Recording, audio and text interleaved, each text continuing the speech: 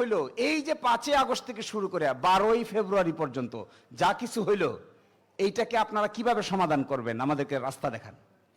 আমি তো সাহস করে বলি, আমরা যে পথ দেখিয়েছি এই পথের বাইরে আপনারা যদি আরো কোনো গ্রহণযোগ্য পথ দেখাইতে পারেন, এটা আমাদেরকে অ্যাকসেপ্ট করে নিতে কোনো আপত্তি নাই। দেখান। মাথায় যদি গিলু থাকে তাহলে দেখান, কলবে যদি জোর থাকে তাহলে ওপেন করেন। মাথায় যদি ব্রেইন সেল উর্বর হয় তাহলে উর্বর ব্রেইন সেলের চিন্তাটা তো আমরা দেখতে চাই। প্রশ্ন করলে কি বলে জানেন? প্রশ্ন করলে বলেন যে সংবিধানের 4র্থ তফসিলে আমরা মেজর জেনারেল জিয়াউর রহমানের আমলে যা করেছিলাম এইটাই করব, এইটাই আমাদের উর্বর ব্রেইন। তো প্রশ্ন করলে মেজর জেনারেল জিয়াউর রহমানের আমলে যেটা করেছিলেন এটা ছিল বাংলাদেশ সংবিধানের 5ম সংশোধনী। মার্শাল্লাহ জারি হয়েছিল। 75 সাল থেকে শুরু করে 79 সাল পর্যন্ত বাংলাদেশের সংবিধানে যা কিছু করা হয়েছিল এ নিয়ে কোনো আদালতে প্রশ্ন উত্থাপন করা যাবে না, এই আইন তারা করেছিলেন।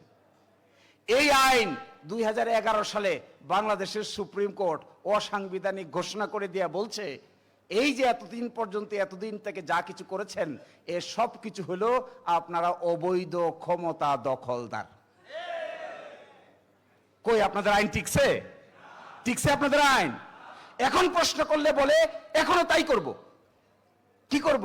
বলছে 4র্থ তফসিলে আমরা একটা প্যারাগ্রাফ অ্যাড করে বলবো 5ই আগস্ট থেকে শুরু করে 12ই ফেব্রুয়ারি পর্যন্ত যা কিছু করা হয়েছে এগুলো নিয়ে কোনো আদালতে প্রশ্ন উত্থাপন করা যাবে না। তো এটা তো আগেও করেছিলেন, ঠিক আছে?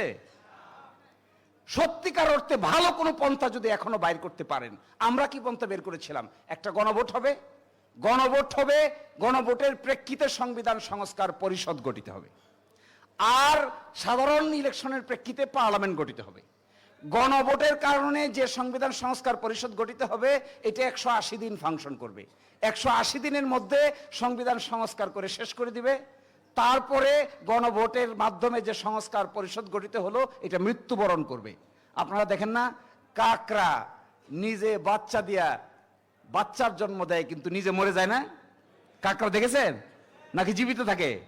মাকড়সা এত বড় পেটের ডিম দেখবেন, শত শত বাচ্চার জন্ম দেয় কিন্তু জন্ম দেওয়ার সময় নিজে মৃত্যুবরণ করে। আমরা বলেছিলাম 180 দিন পরে সংবিধান সংস্কার সভা সংস্কারকৃত সংবিধানের জন্ম দিয়ে নিজে মৃত্যুবরণ করবে, আর পার্লামেন্ট থেকে যাবে।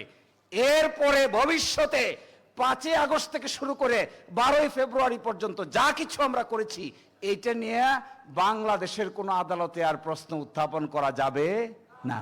আচ্ছা বলেন তো, আমরা যে পথ বাতলিয়েছিলাম এটা কি শক্তিশালী ছিল না দুর্বল ছিল? তো শক্তিশালী পথ বাদ দিয়া দুর্বল পথ অবলম্বন করতে চান, এই বুদ্ধিটা কে দিল আপনাদের? এই বুদ্ধি তো আমি শেষ করে দেই একটা কথা বলে, আমার কাছে মনে হয় সরকার দলীয় বন্ধুরা আরো অনেক বেশি লেখাপড়া করা উচিত। আমার কাছে মনে হয় সরকার দলীয় বন্ধুদের সংবিধান, সাংবিধানিক আইন এবং সংস্কার সম্পর্কে খুব বেশি দূর লেখাপড়া নাই। আল্লাহ আপনাদের লেখাপড়া করার তৌফিক দান করুন।